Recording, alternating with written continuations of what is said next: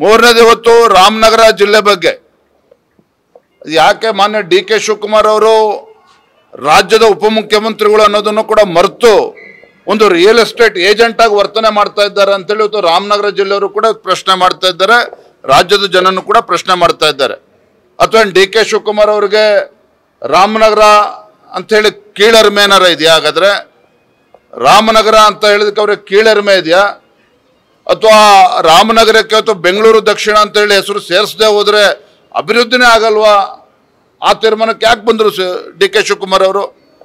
ಈ ರೀತಿ ರಾಜ್ಯ ಸರ್ಕಾರಗಳು ಬಂದಾಗ ಅವರಿಗೆ ಮನ ಬಂದಂತೆ ಈ ರೀತಿ ತೀರ್ಮಾನಗಳನ್ನು ಮಾಡ್ತಾರೆ ಅಂತ ಹೇಳಿದ್ರೆ, ಇವತ್ತು ಕೆಂಗಲ್ ಹನುಮಂತಯ್ಯ ಅಂತಕ್ಕಂಥ ಒಬ್ಬ ರಾಜ್ಯದ ಪ್ರಥಮ ಮುಖ್ಯಮಂತ್ರಿಗಳು, ಇಂಥ ಒಂದು ಇತಿಹಾಸ ಇರ್ತಕ್ಕಂಥ ರಾಮನಗರ ಜಿಲ್ಲೆ ಈ ರೀತಿ ಅವ್ರಿಗೆ ಖುಷಿ ಬಂದಂಗೆ ಇವತ್ತು ಹೆಸರನ್ನ ಬದಲಾವಣೆ ಮಾಡ್ತಾರೆ ಅಂತ ಹೇಳಿದ್ರೆ ಆ ಜಿಲ್ಲೆಯ ಜನರಿಗೂ ಕೂಡ ಮಾಡ್ತಕ್ಕಂಥ ಅಪಮಾನ ಇದು. ಇವತ್ತು ನೀವೇ ರಾಜ್ಯದ ಉಪಮುಖ್ಯಮಂತ್ರಿಗಳು ಇದ್ದೀರಿ, ನಿಮ್ಮದೇ ಸರ್ಕಾರ ಇದೆ. ಇವತ್ತು ಬೆಂಗಳೂರು ಅನ್ನುವ ಹೆಸರಿಟ್ಟರೆ ಮಾತ್ರ ಅಲ್ಲಿ ಅಭಿವೃದ್ಧಿ ಆಗ್ತದೆ ಅಂತ ಹೇಳಿದ್ರೆ, ನಿಮ್ಮ ಜೊತೆ ಕೆಲಸ ಮಾಡಿದ್ದು ಬಹಳ ಖುಷಿ ಆಯಿತು. ನೀವೇ ಬೆಸ್ಟ್ ಬಾಸ್. ಇಷ್ಟು ಮ್ಯಾನೇಜರ್ ಆಗಿದ್ದೆ, ಇನ್ನು ಮುಂದೆ ಬಾಸ್ ಆಗ್ತೀನಿ. ಹೇಗೆ boss Vala B the boss. ಇವತ್ತು ರಿಯಲ್ ಎಸ್ಟೇಟ್ ಆಗ ರಾಜ್ಯದ ಅಭಿವೃದ್ಧಿನೇ ಆಗಾದ್ರೆ, ರಿಯಲ್ ಎಸ್ಟೇಟ್ ಮಾಡೋಕ್ಕಾಗ ರಾಜ್ಯ ಸರ್ಕಾರ ಇರೋದಾಗಾದ್ರೆ, ಈ ರೀತಿ ಎಲ್ಲೊಂದು ಕಡೆ ರಾಜ್ಯ ಸರ್ಕಾರದ ಆದ್ಯತೆಗಳೇನಿದ್ದಾವೆ ಇವೆಲ್ಲವೂ ಕೂಡ ಆದ್ಯತೆ ಪ್ರಿಯಾರಿಟೀಸ್ ಅಂತ ಏನು ಕರೀತಾರೆ, ಎಲ್ಲವೂ ಕೂಡ ಇವತ್ತು ಮಾಯ ಆಗ್ತಾ ಇರ್ತಕ್ಕಂಥದ್ದು. ಇವ್ರಿಗೆ ಖುಷಿ ಬಂದಂತೆ ಇವತ್ತು ರಾಜ್ಯ ಸರ್ಕಾರ ತೀರ್ಮಾನ ಮಾಡ್ತಾ ಇರ್ತಕ್ಕಂಥದ್ದು.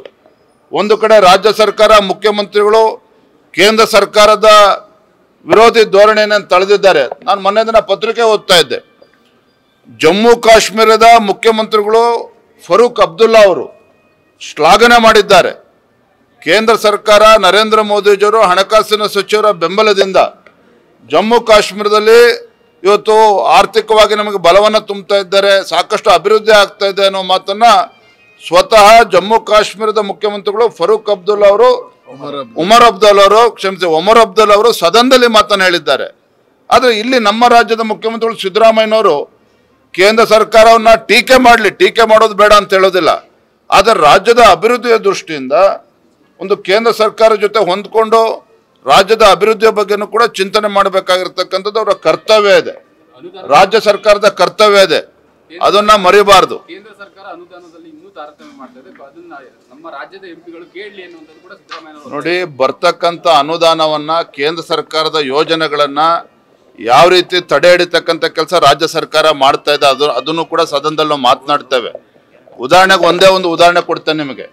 ಇವತ್ತು ನ್ಯಾಷನಲ್ ಹೈವೇ ಇಡೀ ದೇಶದಲ್ಲಿ, ಯಾಕಂದ್ರೆ ಪ್ರಧಾನಮಂತ್ರಿಗಳ ಕನಸಿನ ಕೂಸದು, ಇಡೀ ದೇಶದಲ್ಲಿ ಇವತ್ತು ಹೆದ್ದಾರಿಗಳು ಅಭಿವೃದ್ಧಿ ಆಗಬೇಕು